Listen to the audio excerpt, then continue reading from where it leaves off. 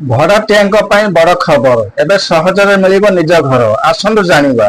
ରାଜ୍ୟରେ ଘର ଭଡ଼ା ବ୍ୟବସ୍ଥାକୁ ଆଧୁନିକ ଓ ସ୍ୱଚ୍ଛ କରିବା ଲକ୍ଷ୍ୟରେ ରାଜ୍ୟ ସରକାର ଓଡ଼ିଶା ସହରାଞ୍ଚଳ ଭଡ଼ା ନିୟନ୍ତ୍ରଣ ଅଧିନିୟମ 2026ର ଚିଠା ପ୍ରକାଶ କରିଛନ୍ତି। କେନ୍ଦ୍ରର ମଡେଲ ଟେନାନ୍ସି ଆକ୍ଟକୁ ଆଧାର କରି ପ୍ରସ୍ତୁତ ଏହି ଚିଠା ଆଇନରେ ଘର ମାଲିକ ଓ ଭଡ଼ାଟିଆଙ୍କ ଅଧିକାର, ଦାୟିତ୍ୱ ଓ ବିବାଦ ସମାଧାନ ପାଇଁ ବ୍ୟାପକ ବ୍ୟବସ୍ଥା ରହିଛି। ଏଣିକି ମୌଖିକ ଚୁକ୍ତିରେ ଘର ଭଡ଼ା ଦେବା କିମ୍ବା ନେବା ସମ୍ଭବ ହେବ ନାହିଁ।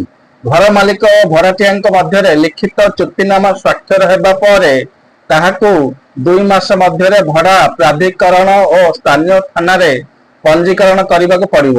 ସରକାର ଏକ ଅନଲାଇନ ପୋର୍ଟାଲ ଖୋଲିବେ, ଯେଉଁଠାରେ ସମସ୍ତ ଭଡ଼ା ଚୁକ୍ତି ପଞ୍ଜୀକୃତ ହେବ।